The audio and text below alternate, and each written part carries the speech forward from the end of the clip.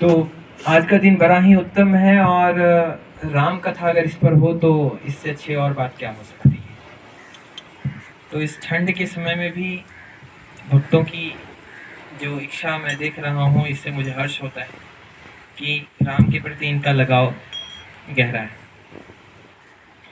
तो पिछली बार हमने चर्चा की थी कि किस प्रकार संत और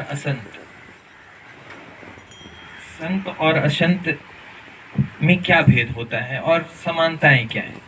अगर हमें संत मिल जाते हैं तो हमें अपार हर्ष होता है, और जब संत बिछड़ते हैं तो हमें काफ़ी क्या होता है, दुख होता है। ठीक वैसे ही इसके जस्ट विपरीत अगर हम बोले तो जब असंत हमें मिलते हैं तो हमें दुख होता है। तो हमें कैसा व्यवहार रखना चाहिए दूसरे के प्रति, हम क्या करें ऐसा, हमें कैसे पता लगेगा कि हमने जो किया वो व्यवहार सही है या गलत है। तो इसका एक ही उपाय है कि जो व्यवहार आप दूसरों से अपने लिए चाहते हैं, जैसे आप जाते हैं, आप सोचते हैं कि दूसरे आपसे अच्छे से बात करें, मुस्कुराते हुए मिले, तो पहले आप अपने अंदर वो भाव लाइए दूसरे के। आप दूसरे से जब मिलते हैं तो आप वही भाव रखिए जो भाव आप चाहते हैं कि दूसरे आपके साथ करें। जब आप इस भाव के साथ जाएंगे तो धीरे धीरे सामने वाला व्यक्ति भी वही भाव आपके सामने दिखाएगा। लेकिन हम इन चीज़ों पर ध्यान नहीं देते। हम सोचते हैं कि लोग मेरे साथ तो अच्छा व्यवहार करें, लेकिन मैं उनके साथ चाहे जैसा व्यवहार करूं। तो ये दुनिया जो है ये ऐसा नहीं है, इसमें आप जो करेंगे आपके पास वही चीज़ उलट के आएगा। अगर आप किसी की भलाई करते हैं तो लौट के आपके पास भलाई ही आएगी, और अगर आपने किसी की बुराई की है तो लौट के आपके पास बुराई ही आएगी। इसलिए देखिए, जैसे विभीषण ने क्या किया, अपने भाई को समझाया, काफी समझाने के बावजूद भी जब रावण नहीं माना। अक्सर ऐसा होता है कि जब हम काम और लोभ मोह में जब जकड़ जाते हैं ना, तो अच्छी बात हमें समझ नहीं आती। उस समय कितना भी समझा लो समझ नहीं आएगा, क्योंकि अगर समझ आ जाए तो फिर आदमी से बुरा होगा ही नहीं। तो जब ये लोभ काम मोह ये कुछ ऐसे आप कहें कि दुर्जन है हमारे, जो कि हमारे अंदर सही भाव को आने ही नहीं देते, और जब ये हमारे ऊपर छा जाते हैं तो हमारे मन से ईश्वर समझिए कि विदा हो जाते हैं। जो हमें सच्चे अच्छे ज्ञान क्या करना चाहिए क्या नहीं करना चाहिए इसका हमारा सुध ही खो जाता है। हम भूल ही जाते हैं कि हम जो कर रहे हैं वो सही है या गलत है, बस हम अपनी मनमानी किए चले जाते हैं। इसीलिए जब आपके मन में लोभ मोह अहंकार काम क्रोध ये जब आए तो भगवान का नाम स्मरण कीजिए, क्योंकि ये जब जैसे ही आएंगे तो आपसे कभी भी सही कार्य नहीं होगा। इसकी 100% गारंटी है कि आप लोभ में काम में क्रोध में जो करेंगे वो अनर्थ ही करें। रावण ने भी क्या किया, अपने भाई विभीषण को त्याग दिया। आखिर उसका परिणाम आप जानते हैं कि क्या हुआ। तो सज्जन व्यक्ति इस बात की चिंता नहीं करते कि सामने वाला व्यक्ति उनकी बातों से रुष्ट होगा या फिर उनका आदर करेगा। वो केवल दूसरों की भलाई करना जानते हैं। जैसा कि मैंने आपको बताया था कि एक पंडित जी एक बिच्छू को बचा रहे थे, वो अपना कार्य कर रहे थे, सामने वाला क्या करेगा ये सामने वाले पर निर्भर है, लेकिन उन्हें क्या करना है ये उन पर निर्भर है। तो संत जन दूसरे की भलाई के लिए अपना सर्वस्व त्याग देते हैं।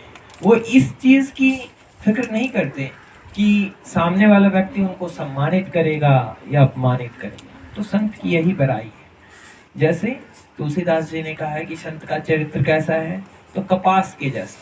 क्यों कपास से तुलना किया, तो कपास से तुलना करने का कारण ये था कि जिस प्रकार कपास सफेद रंग का होता है, वैसे ही संत का चरित्र भी कैसा होता है, सफेद होता है, उसमें कहीं कोई दाग नहीं होता है।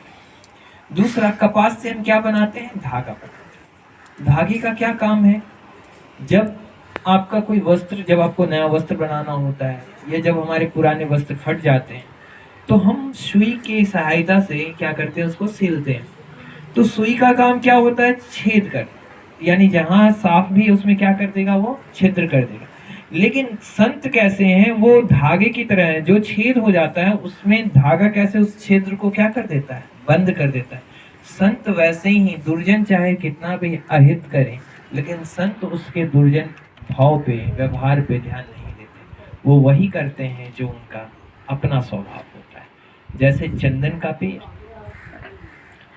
का पेड़ स्वभाव से शीतल होता है, और सर्पों को गर्मी के समय में सर्प चंदन के वृक्षों पर लिपट जाते हैं ताकि उन्हें शीतलता मिले। हमारे जैसे एसी और एयर कंडीशनर तो है नहीं उसके पास। लेकिन चंदन क्या अपनी शीतलता खो देता है? क्या चंदन अपना सुगंध खो देता है सर्पों के बीच रहकर? नहीं। वैसे ही अगर संत जन हैं, साधु पुरुष हैं, तो हमें अपने चरित्र को नहीं खोना चाहिए, चाहे सामने वाला व्यक्ति का व्यवहार जैसा। हमें अपने व्यवहार को सही रखना। ये नहीं कि हम सामने वाला व्यक्ति अगर दुर्व्यवहार कर रहा है, हाँ, अगर हम सही व्यवहार नहीं कर सकते या संभावना कम है तो हम बातचीत बंद कर देंगे। लेकिन अपशब्दों का प्रयोग या फिर उसके लिए अपने मन में बुराई, ऐसी भावनाओं का त्याग करेंगे। हम ऐसा नहीं कुछ भी विचारेंगे कि इसके साथ ऐसा हो वैसा हो। हमें अपनी अच्छी भाव को अपने अंदर हमेशा बसा के रखना है। कलयुग में तुलसीदास जी ने कहा है कि नाम की बड़ी महिमा है इस युग में, खास करके क्योंकि इससे पहले भी सतयुग, त्रेता, द्वापर, वहां पे पुरुष जो होते थे बहुत सज्जन थे, बहुत भोले भाले थे। तो उस समय ईश्वर का दर्शन बहुत हजारों साल तपस्या करने पर मिलता था, बहुत कष्ट सहे। लेकिन कलयुग में लोगों की आयु भी बहुत छोटी है और लोग ज्यादा माया के जंजाल में फंसे हुए हैं, पाप ज्यादा है। तो इस समय में प्रभु का नाम भी अगर हम स्मरण करें तो हमारे लाखों लाख पाप क्या हो जाएंगे, धुल जाएंगे। अब देखिए बात यहाँ ऐसी है कि प्रभु का नाम स्मरण करने से तो पापी क्या सोचेगा चलो ठीक है, दिन रात हम क्या करेंगे, पाप करेंगे और प्रभु का क्या ले लेंगे, नाम ले लेंगे, सारा पाप क्या हो जाएगा, धुल जाएगा। हिंदू में मान्यता भी है कि गंगा में आप नहाएं तो आपके सारे पाप क्या हो जाते हैं। तो कोई भी हमारे जितने भी पापी हैं तो कोई पापी रहेगा नहीं, तब तो सब पाप करते जाएगा ये सोच के कि चलो कोई दिक्कत नहीं है। इतना पाप करने के बाद एक बार क्या करेंगे, साल में एक बार जाके नहा लेंगे। वैसे भी आपने देखा होगा, खास करके जो ज्यादा 2 नंबर का काम करते हैं, मैं सबकी बात नहीं कर रहा, जो करते हैं तो उनको आप देखेंगे कि साल में उनका बहुत टूर रहता है। कभी वो जाते हैं वैष्णो देवी, आप एकदम नियमित आप देख लेना। मैं तो देख रहा हूँ इधर कुछ ऐसे हैं जैसे जमीन के दलाल वगैरह को मैं देखता हूँ, और कुछ ऐसे लोग जो कि जिनका बड़ा ही ऊपरी कमाई है 2 नंबर का, तो उनका नियमित है। आप भले जाए चाहे ना जाए, ठंड देख के आप ना जाए, लेकिन वो जरूर जाएंगे, हिमालय पर्वत चढ़ेंगे, काशी जाएंगे, कहाँ कहाँ नहीं जाते। तो कई बार तो कलयुग में ये धर्म कर्म लोगों का देख के भी, क्योंकि इतने पापी लोग हो गए हैं कि वो इतना धर्म कर्म करने लगे ये सोच के कि शास्त्रों में लिखा है कि अगर काशी जाओ, गंगा में नहाओ तो क्या होता है, या भूखों को भोजन करा दो, सारे पाप क्या हो जाते हैं, दूर हो जाते हैं। तो ठंड में 10 कंबल बांट दिया, तो इससे सोचा कि जितना वो उन्होंने 2 नंबर की कमाई की वो सब 1 नंबर हो जाएगा। करते हैं ना हम लोग ब्लैक मनी, व्हाइट मनी। लेकिन ये अर्थ बिल्कुल भी, इससे पहले जो लिखा गया था, शास्त्र जब लिखा गया था कि गंगा में नहाने से पाप दूर हो जाते हैं, इसका ये अर्थ बिल्कुल नहीं था कि आप पाप करते रहिए और फिर जाके गंगा में क्या कर लेना, नहा लेना, फिर 1 साल तक पूरा पाप कीजिए, फिर गंगा में नहा लीजिए, एकदम साफ चकाचक हो जाएंगे। ऐसा कहने के लिए नहीं वो दिया गया। वैसे ही राम नाम, जैसे राम नाम का जप करके हम पापों से मुक्त पा सकते हैं। अब इसका ये अर्थ बिल्कुल नहीं है कि बस क्या कर रहे हैं, मुंह पे राम नाम रट रहे हैं और अंदर में बुराई सोचे। और हम तो सोचेंगे कि हम तो राम नाम ले ही रहे हैं, और राम नाम अगर ले रहे हैं तो पाप तो हमें छुएगा नहीं, तो हम चाहे जितना भी करें राम नाम ले लेंगे, बात क्या है। लेकिन ऐसे भ्रम में पड़ने की जरा से भी भूल नहीं करनी। राम नाम लेने का अर्थ ये है कि जैसे आप राम का नाम लेते हैं तो राम की छवि अपने अंदर डालें। और तब देखिए कि राम ने दूसरे के लिए क्या किया था। इसलिए सज्जनों ने, संत पुरुषों ने ये कहा कि राम नाम का गुण गाइए और रामायण को श्रवण कीजिए या सत्संग कीजिए। तो इसका मुख्य कारण ये था कि जब भी आप राम का नाम लेंगे तो आपके मन में राम के गुण आएंगे। आप देखेंगे कि राम ने कितनी कठिनाइयों के बावजूद भी धैर्य का त्याग नहीं किया, या फिर उन्होंने कोई ऐसा पाप व्यवहार या दुष्कर्म का प्रयास नहीं किया। रावण ने, जबकि उनकी पत्नी सीता को अनाचार पूर्वक ले गया, लेकिन फिर भी वो रावण को सीधे जाके ललकारते नहीं, उसको फिर भी मौका देते हैं, वहां जाके समय देते हैं। उन्होंने अपने गुण को नहीं छोड़ा। तो राम का नाम लेने का अर्थ केवल ये नहीं कि राम नाम ले रहे हैं, बल्कि आप उसमें से सद्विचार भी ग्रहण कीजिए। ये था कि बार बार लोग राम नाम लेंगे तो क्या होगा, धीरे धीरे वो रामायण की बात भी ध्यान आएगी। लेकिन कुछ लोगों ने चालाकी की, उन्होंने सोचा राम नाम बस लो और पाप करते रहो, जितनी झूठ बोलनी है बोलते रहो, राम नाम लेने से तो सारा पाप ही मुक्त हो जाए, शास्त्रों में लिखा हुआ है। इसलिए वो पाप करना नहीं छोड़ रहे हैं। तो ऐसा नहीं है, आपको राम नाम लेने के लिए कहा इसलिए गया है कि जब आप राम नाम लेंगे तो आपके अंदर भगवान वाली जो बात है, ईश्वर का स्मरण करेंगे तो अच्छाई अंदर आएगी। तो अच्छाई को ध्यान, जैसे अलार्म कैसे लगाते हैं, सुबह में उठने के लिए आप क्या लगाते हैं, अलार्म लगाते हैं। अलार्म का क्या काम है? अलार्म का काम ये होता है कि आपको ये बताए कि अब क्या हो गया है, सुबह हो गई, अब आपको क्या हो जाना चाहिए, जग जाना चाहिए। वैसे ही राम नाम एक अलार्म है।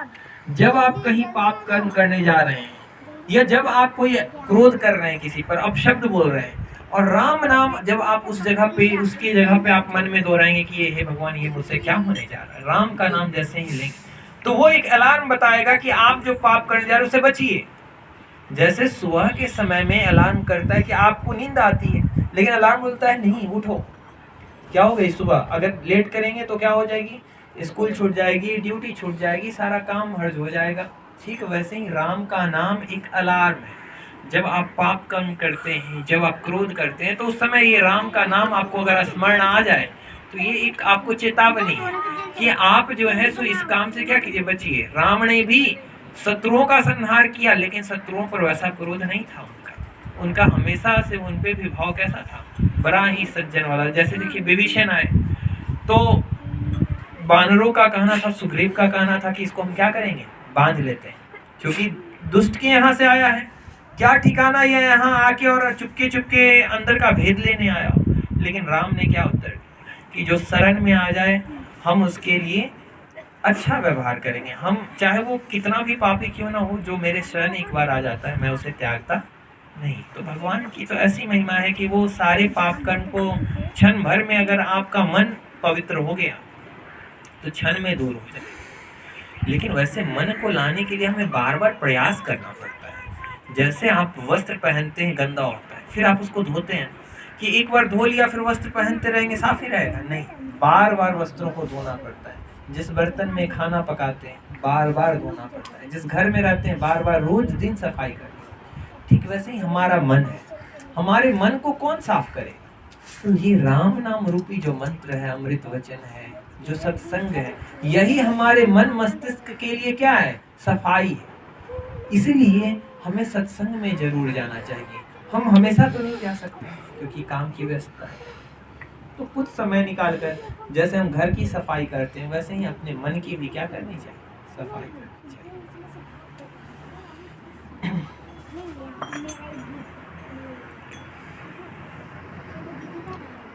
सबरी गिद्ध सुबनी की शगुनी ही दिन ही रघुनाथ, नाम उधारे अमित खल वेद विधि गुणगान।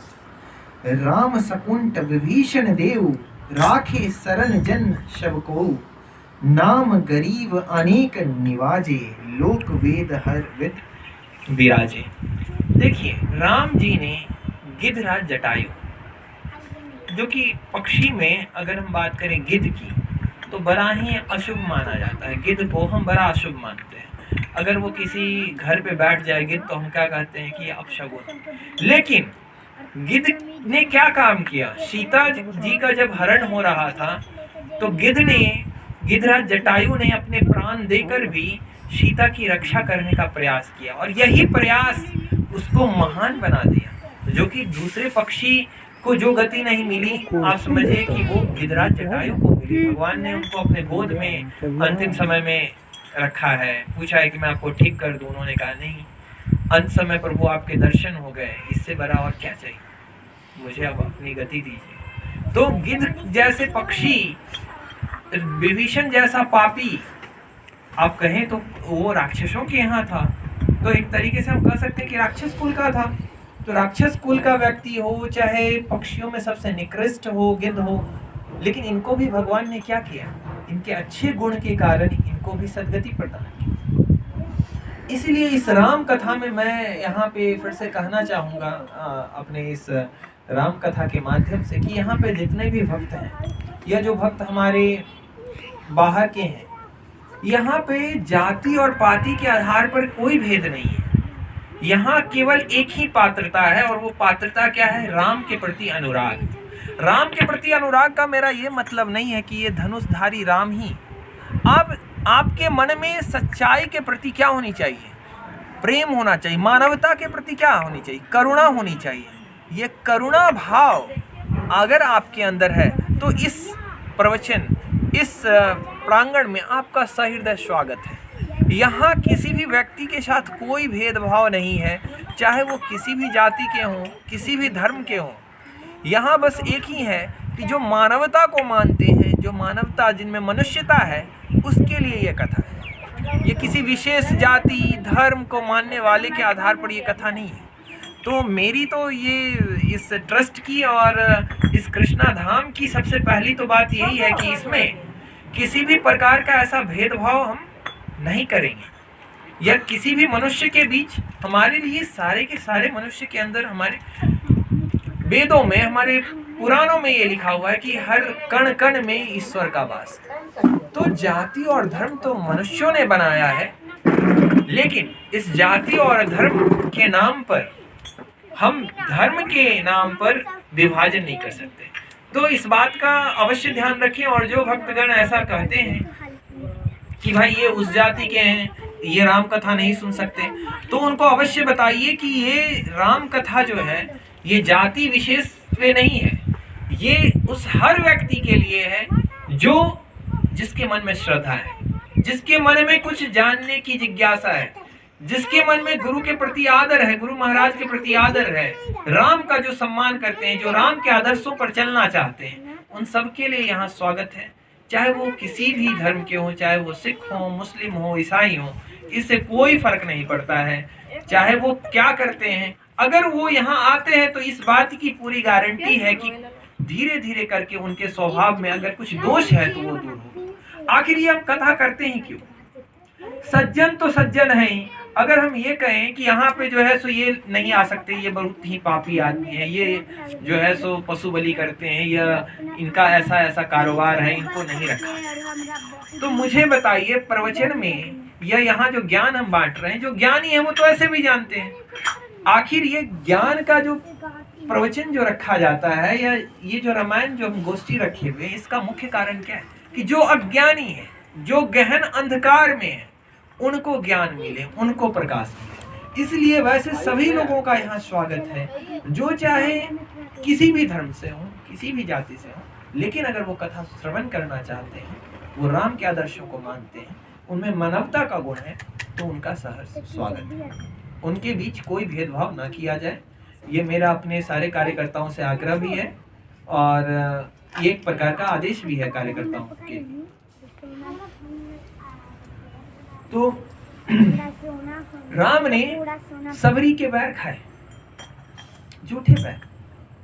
आप सोचिए कि झूठा बैर, भगवान को आप सोचेंगे कि भगवान को कैसे हम भोग लगाएं, लेकिन उनका क्या था कि प्रभु को हम कैसे बैर खिलाएं, हो सकता है बैर में स्वाद ना हो। तो ये देख के कि प्रभु को कोई खराब फल ना चला जाए, ये प्रेम भाव था वहाँ।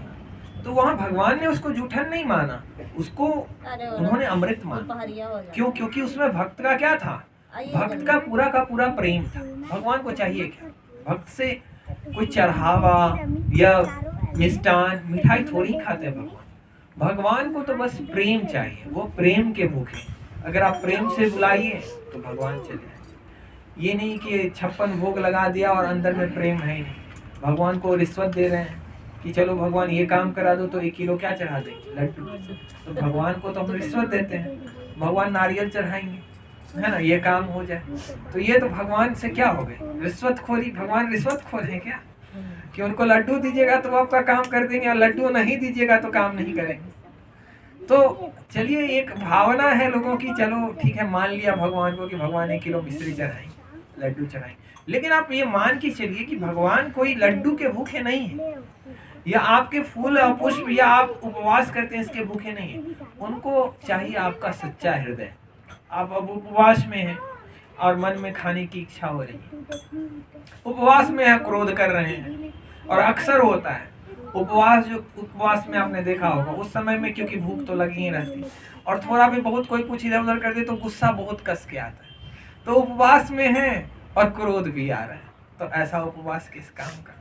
मैंने समझाया था कि उपवास का मतलब होता है कि आप जिस तल पे रह रहे हैं, मानवता के जिस लेवल पे हैं आप, अभी जैसे मान लीजिए कि हम सत्संग करें तो हमारा लेवल क्या हो जाता है, उठ जाता है, आम मानव से हम थोड़े ऊपर हो जाते हैं। फिर जब बाजार में निकलते हैं तो फिर हमारा लेवल कैसा हो जाता है, आम मनुष्य जैसा हो जाता है, क्योंकि फिर हम झूठ भी बोलते हैं, फिर सब कुछ करते हैं।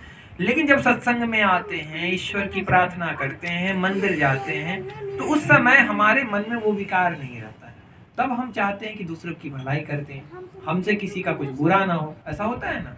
तो उस समय आपका जो स्तर होता है वो स्तर ऊंचा हो जाता है, भगवान की तरफ का हो जाता है। लेकिन जब हम संसार में उतरते हैं तो हमारा स्तर कैसा हो जाता है, नीचा होता जाता है। हमें अगर कोई नीचा दिखाए तो हम उसको और नीचा दिखाना चाहते हैं, हमें कोई एक बात कहे तो हम उसे 10 बात करते हैं। क्यों? क्योंकि उस समय हमारे अंदर सांसारिक प्रवृत्ति हावी है। तो हमें इस बात का ध्यान रखना है कि अगर हम संसार में जाएंगे तो राम का नाम हमारे साथ है, हम लोगों के बीच प्रेम फैलाएं। जितना हम प्रेम बांटेंगे उतना ही प्रेम हमारे तक क्या होगा, लौटेगा। बोलिए सियावर रामचंद्र की जय। कर सकते हैं, ले सकते हैं। इसके लिए कोई आपके विधियों को पूरा करने की जरूरत नहीं कि आप जब तक नहा न लें, आपने जब तक वस्त्र को बदल ना लिया, या जब तक पूजा आगे में बैठे नहीं है मूर्ति लेके, तब तक आप राम नाम नहीं ले सकते। यहाँ ये सुविधा, आप बैठे हैं जहाँ भी बैठे हैं, ऑफिस में हैं, रास्ते में चल रहे हैं, जब स्मरण आया आप राम नाम क्या कर सकते हैं, ले सकते हैं। केवल ऐसा नहीं कि जब आपको दिक्कत हुई तभी भगवान को याद करें, हे प्रभु अब यहाँ से पाठ, जब इच्छा करे तब आप राम का नाम ले। हो सकता है खाते खाते भी ईश्वर को धन्यवाद दे सकते हैं कि प्रभु आज आपकी कृपा से भोजन मिला। तो यहाँ पे हमें बहुत वैदिक अनुष्ठान करने की जरूरत नहीं होती, वो यज्ञ हवन ऐसा होम कुंड सजाने की कि तभी जाके हम राम का नाम ले सकते हैं, दीपक घंटी सब लेके बजाएंगे, शंख बजाएंगे तब। ये कलयुग में सुविधा है कि आप जिस अवस्था में हैं उस अवस्था में क्या कर सकते हैं, राम का नाम ले सकते हैं। और जिस भी अवस्था में आप नाम लेंगे यह आपको हमेशा फल प्रदान करेगा। तो कलयुग में ये सुविधा है। और आपके राम नाम का जप करने से और आपके विचार में या आपके अंदर शुद्धता आने से केवल आपको ही लाभ नहीं होगा, आपकी आने वाली पीढ़ी को तो लाभ होगा ही होगा, आपसे पीछे की भी पीढ़ी है उसको भी क्या होगा, लाभ होगा। जिस प्रकार अगर एक पापी व्यक्ति होता है तो अपने आप को वो खराब तो करता ही करता है, अपने आने वाली पीढ़ी को भी खराब करता है, और इसके पीछे की भी पीढ़ी थी वो भी कलंकित होती है। हम कहते हैं ना कि ये उस पीढ़ी का है। ठीक वैसे ही अगर एक सज्जन व्यक्ति किसी के घर में पैदा लेता है तो केवल वो अपने आगे की पीढ़ियों को ही नहीं संवारता, बल्कि उसके पीछे के पूर्वज की भी प्रशंसा होती है। हम कहते हैं ना किसका बेटा है, किसका पोता है, तो हम किसका पोता है कह के क्या बता रहे हैं, हम उसको याद कर रहे हैं जो इसके पीछे के पूर्वज थे। तो अगर आगे वाला व्यक्ति, अगर संतान अच्छा काम करती है तो न केवल वो अपने आने वाले संतानों के लिए सही आचरण प्रस्तुत करती है, अपने पूर्वजों के लिए भी करती है और अपने समाज के लिए भी। हम उस समाज को भी कहते हैं किस जगह से ये आते हैं। जैसे राम ने जन्म लिया अयोध्या में, तो हम अयोध्या को धर्म धाम मानते हैं, हम अयोध्या नगर को धाम मान रहे हैं, उसमें राम का घर नहीं, उस पूरी नगरी को ही हम मानते हैं कि ये क्या है, ये तो धर्म का स्थल है। अयोध्या नाम से ही मन में एक आस्था जग जाती है। ऐसा नहीं कि मंदिर पहुंचेंगे तब, नाम में ही अयोध्या आ जाती है तो हमें लगता है कि क्या है, धाम है। क्यों? क्योंकि एक व्यक्ति राम जब वहां जन्म लेते हैं जो कि परमपिता परमेश्वर है, लेकिन उन्होंने जो नाटक की है, जो लीला की है मनुष्य रूप में, वो अद्भुत है। उन्होंने कहीं भी ये प्रदर्शित नहीं किया कि वो ईश्वर, और उन्होंने वो सारे कर्म निभाए जो एक मनुष्य होने पर भी कोई कर सकता। एक मनुष्य के तरीके से उन्होंने 14 वर्ष का वनवास काटा है, वो कुटी बनाकर सोए हैं, वहां पे जंगली कंदमूल फल खाकर उन्होंने 14 वर्ष वनवास गुजारा है। सीता के विरह में वो रोए भी हैं, रावण का उन्होंने वध भी किया है, वानरों की सेना भी ली है, उन्होंने सहयोग भी लिया है। जिस प्रकार एक व्यक्ति को जब कोई बड़ा काम करना होता है तो अकेले नहीं होता है, सहयोग चाहिए होती है कोई बड़े काम के। भगवान ने भी क्या लिया? सहयोग लिया। वही कृष्णा अवतार में बहुत ज्यादा उन्होंने सहयोग नहीं लिया। कृष्णा अवतार में वो बालपन से ही राक्षसों का संहार बस किए जा रहे थे, लेकिन रामावतार में उन्होंने मनुष्य को ये दिखाया है कि जिस प्रकार मैं अगर कर सकता हूँ, मैंने कोई देवीय गुण नहीं दिखाए, मैंने सारे मानवीय गुण दिखाए, एक मनुष्य में ये गुण आ सकता है। इसीलिए रामायण जो पढ़ने की सलाह दी जाती है वो इसलिए कि राम ने कोई विशेष दैवीय शक्ति का कहीं प्रचार नहीं किया है, बल्कि उन्होंने एकदम जैसे एक बच्चे करते हैं, जैसे एक मनुष्य होता है, उस मनुष्यता में कैसे प्रकाष्ठा तक पहुंचा जा सकता है, राम ने ये बताया कि कर्म के बल पर कैसे एक व्यक्ति भगवान की तरह पूजनीय हो सकता है।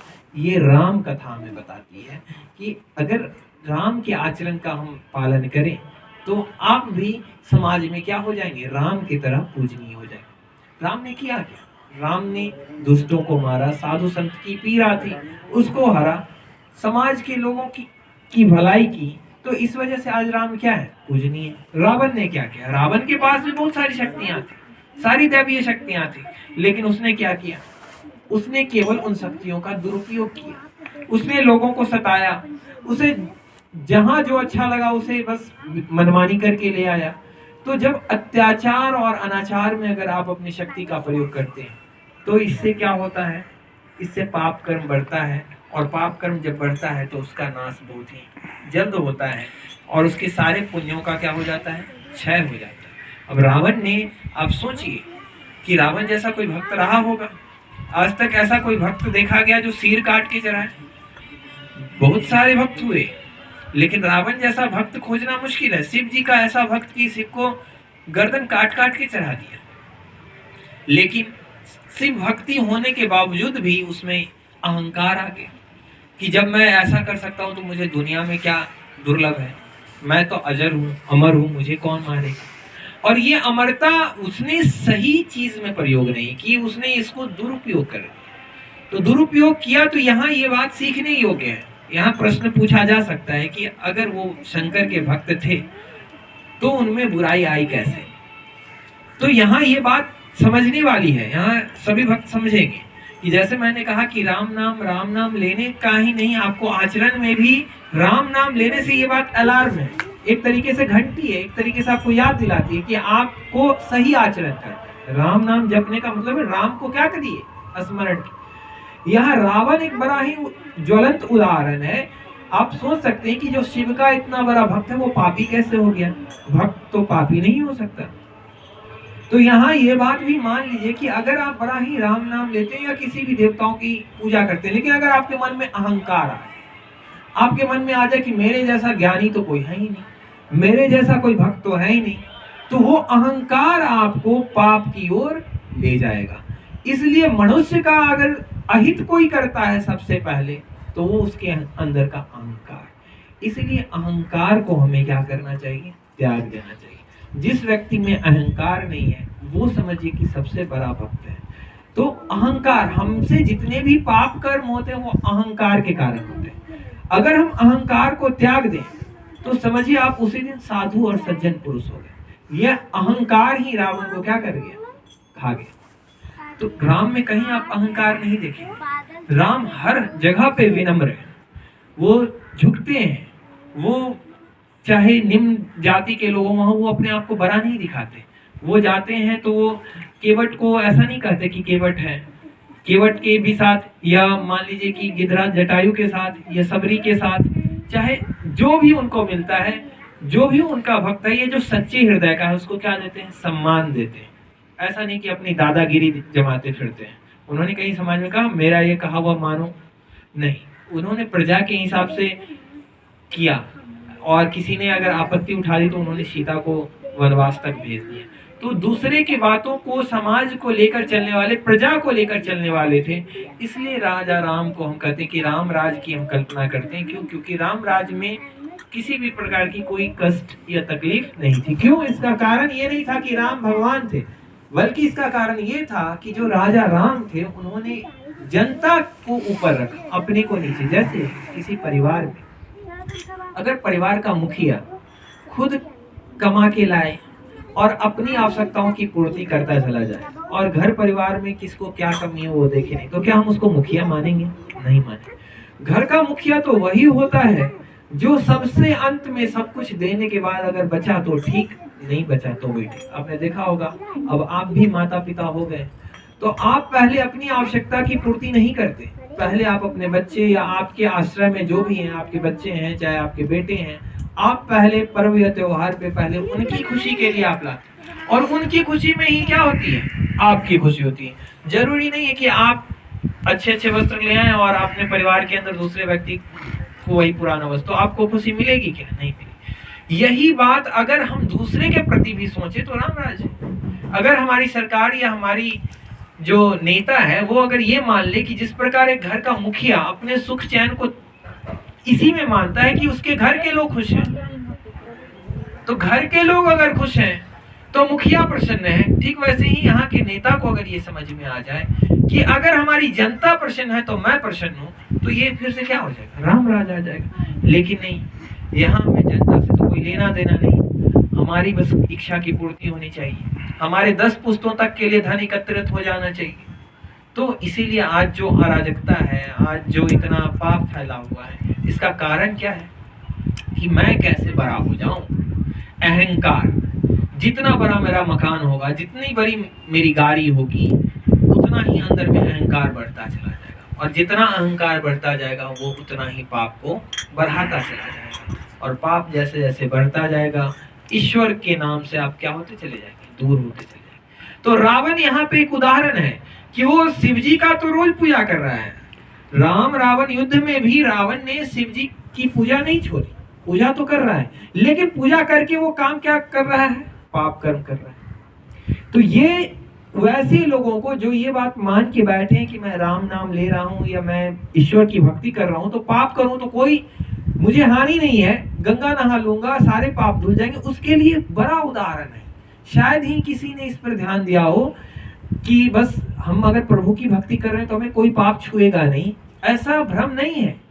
आप प्रभु की भक्ति के साथ साथ अपने अंदर सद्विचार को भी आपको लाना होगा, नहीं तो रावण का जो हाल हुआ, रावण शंकर जी की भक्ति कर रहा था तब तो राम उसको नहीं दंड देते, लेकिन उसके कर्म के कारण उसको दंड मिला।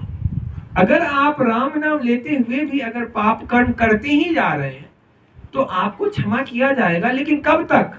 आपको संभलने के लिए मौका मिलेगा, लेकिन आप और पाप पाप किए चले जा रहे हैं, तब आप चाहे शिव की भक्ति भी करते रहे तब भी आपको क्या मिलेगी? सजा मिलेगी, क्योंकि आपने शिव के वरदान का क्या दुरुपयोग करना शुरू कर दिया। वरदान मिलता किस लिए? दूसरों की भलाई के लिए, लेकिन रावण ने सारे के सारे वरदान का क्या उपयोग किया? दुरुपयोग किया, और दुरुपयोग का ही नतीजा हुआ कि शिव की का परम भक्त होते हुए भी शिव उसकी रक्षा नहीं कर सके।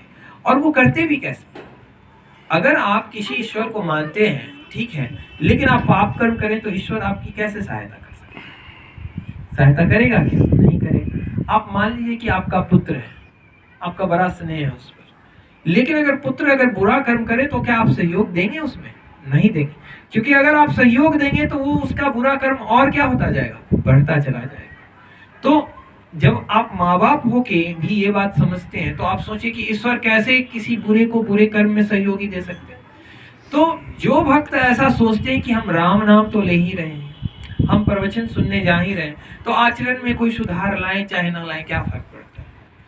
यहाँ प्रवचन में आने का मकसद केवल ये नहीं कि यहाँ से जो चीज हम सुन रहे हैं इसको बस सुन लिए, फिर घर में गए और वही दिनचर्या में चले गए, तब कोई फायदा नहीं। आप कोशिश कीजिए, पूरा नहीं, थोड़ा सा लाने का प्रयास कीजिए। मैंने जैसा कहा कि आप एक बार भोजन में कमियां निकालना बंद कर दीजिए, थोड़ा सा सुधार। या फिर मैंने कहा जब क्रोध आपको आता है तो राम का नाम अंदर से लीजिए कि राम, हे प्रभु मेरे अंदर क्रोध आ रहा है, इस पाप से मुझे मुक्त कर। जय श्री राम, राम राम। को किसी पे गुस्सा आ रहा है तो राम नाम का उच्चारण कीजिए, जहाँ दुर्वचन बोलने वाले हैं वहां राम नाम। ये एक छोटा सा परिवर्तन आप लाके तो देखिए, लेकिन जब तक आप ये परिवर्तन नहीं लाएंगे तब तक आपके अंदर आप सोचेंगे कि प्रवचन सुनने तो जा रहे हैं, पाप मुक्त हो रहा है। प्रवचन का मतलब है कि यहाँ अगर 1-1.5 घंटे के प्रवचन में से अगर एक वाक्य भी आप अपने अंदर उतारते हैं, या रामायण का आप पाठ करते हैं या गीता पढ़ते हैं, तो उसके अंदर से कोई वचन, जरूरी नहीं है सारा उतार, आप कोई वचन उतार लें, उसी से आपके अंदर क्या हो जाएगा, बड़ा परिवर्तन हो जाएगा और सत्संग का आपको लाभ मिलेगा। तो सत्संग में आना तो बहुत जरूरी है ही, लेकिन साथ में सत्संग से ली हुई सीख, जो शिक्षा है, जो गुरु महाराज आपको प्रदान कर रहे हैं, जो राम की गाथा है या जो कृष्ण की जो लीला है, हमें उसमें से जो अच्छाई है उसको क्या करना है, लेना है। ये जानना है कि रावण इतना शक्तिशाली होते हुए भी अगर गलत काम कर रहा था, शिव का परम भक्त होते हुए भी उसकी रक्षा नहीं हो पाई, ब्रह्मा का वंशज होते हुए भी उसकी कोई रक्षा नहीं कर सका। तो हम मनुष्य अगर पाप कर्म करेंगे तो हमारा कहां पहुंच है, हमारी कहां पैरवी है।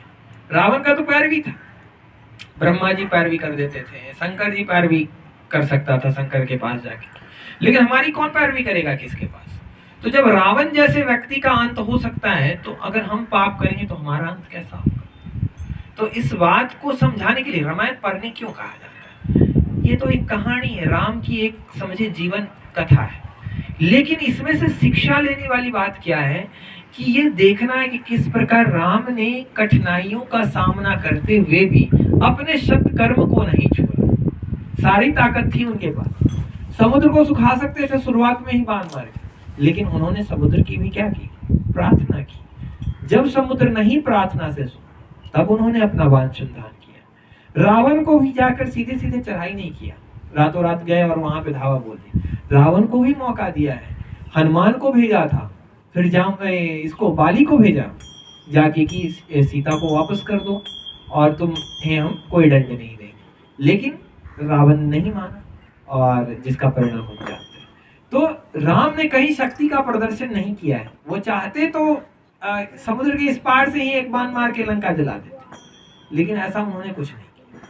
तो वो क्या दिखाना चाहते हैं, वो आम मनुष्य को यही दिखाना चाहते हैं कि कठिनाई चाहे कितनी भी हो जाए, हमें अपने सच्चाई का मार्ग नहीं छोड़ना चाहिए। जीत हमेशा अंत में किसकी होगी, सच्चाई की।